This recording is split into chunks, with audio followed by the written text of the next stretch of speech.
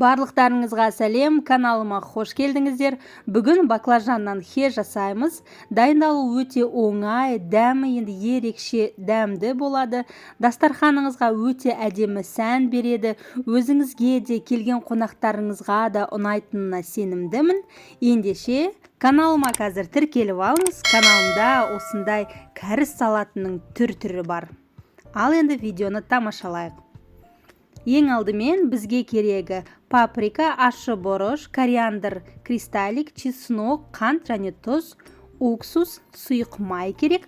Көкөністерден баклажан, қияр керек, бір сәбіз керек және осындай полугорький дейді ғой, кішкене ащы бұрыш және де тәтті болгар бұрышы жартысы керек. Және де петрушка мен осындай жасыл пияз керек. Ал ендеше алдымен біздің баклажандарымызды турап дайындап аламыз. Баклажанды өзіңіздің қалауыңыз бойынша турасаңыз болады, бірақ ең басты бір қағидасы баклажанның ортасы мен сырты бөлек қалмау керек. Әрбір кесілген бөліктің, міне қарасаңыздар, әрбір кесілген бөліктің ортасы және сыртында қабығы болу керек. Яғни ортасындағы ақ жері бөлек, қабықсыз кесілмеу керек. Білесіздер, бұл өте нәзік көкөніс. Қуырған кезде, пісірген кезде байқасаңыздар, ортасы жұп-жұмсақ болып қалады. Егер сіз қазір ортасын бөлек кесіп пісіретін болсаңыз, ол езіліп кетеді, салатыңыз бұзылып кетеді. Сондықтан осы видеода көріп тұрғандарыңызда бөліктерге бөліп алған жақсы болады. Енді осы туралған баклажандарымызды алдын ала қайнап ыстық болып тұрған суда 3-4 минут пісіріп аламыз. Баклажанды салқын суға салып, баклажанмен бірге қайнатпаңыз, суыңыз алдын ала қайнап тұрсын. Енді 3-4 минуттай баклажан піскенше біздің бұрыштарымызды турап аламыз. Бұл жерде жаңа айтқандай болгар бұрышының, яғни тәтті бұрыштың жартысы және де осындай кішкене ащылау бұрыштан да шамалы қосамыз.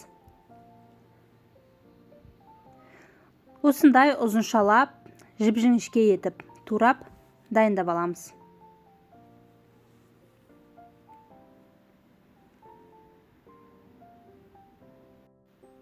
Енді осы туралған болгар бұрышының үстіне біздің бір сәбіздің көлемі өте үлкен болған керек емес, осындай шағын бір сәбіз жетеді.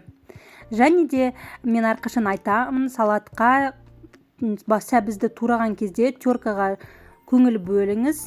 Тесіктері үлкен болғаны жақсы, өте жіңішке болып туралған сәбіз езіліп кетеді және салатыңыз басылып қалады, ол бірінші әдемі көрінбейді және сәбіздеріңіз тым жұмсақ болып кетеді. Енді біздің қиярымызды турап аламыз. Қиярды да өте үлкен алмаңыз, кішкентай бір қияр жеткілікті. Қиярды өзіңіздің қалауыңыз бойынша турасаңыз болады. Мен кішкене әдемі болып көріну үшін баклажанның көлемімен бірдей қылып турадым. Бірақ қиярды турағанда өте кішкентай қылып турамаңыз, өйткені салатты жеген кезде қиярдың дәмі аузыңызда сезілетіндей болу керек. Енді біздің баклажандарымызда қайнады. Енді баклажанды өте салқын суға, тіпті ішінде мұзы бар су болса да болады, сап-салқын суға салып аламыз. Бұл бізде баклажанның қайнау процесін бірден тоқтату үшін керек. Және суын сорғытып алғаннан кейін, осылай кішкене шамалы ғана қолмен ақырындап қысып, формасын бүлдіріп алмай, баклажандарымызды осылай сығып кішкене суын ағызамыз. Қатты қолмен қысып, езіп тастамаңыз.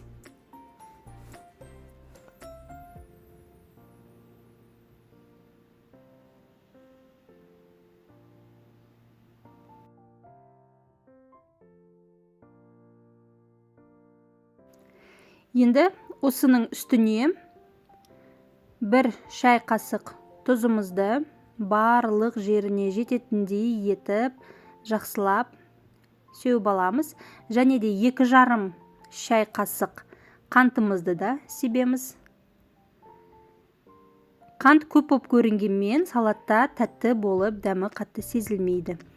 Және де жарты шай қасық уксус құямыз. Мына жерде көп болып кетті, сондықтан мен жартысын қайтып ыдысына құйып қойдым. Енді осыны шамалы ғана араластырамыз.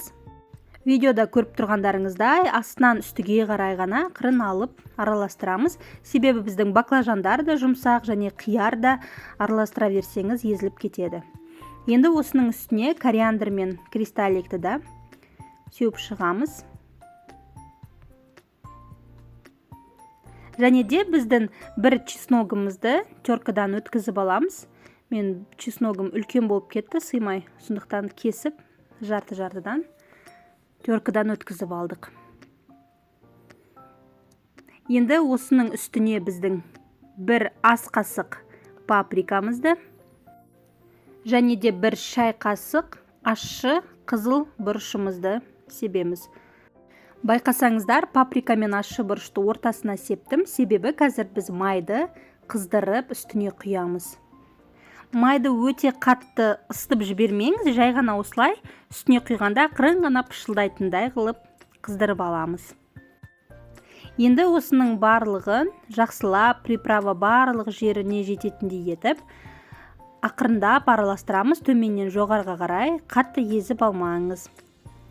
Және де біздің петрушка мен көк пиязымызды да үстіне қосамыз.